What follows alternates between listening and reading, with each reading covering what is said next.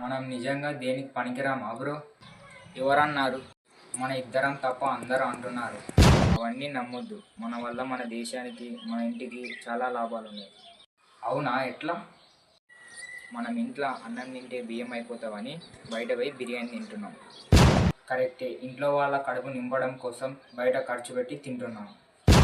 మరి ఇంట్లో తాగితే నీళ్ళు అయిపోతాయని బయట పోయి కూల్ డ్రింక్స్ తాగుతున్నాం. భూగర్భ జలాలని కాపాడుతున్నాం.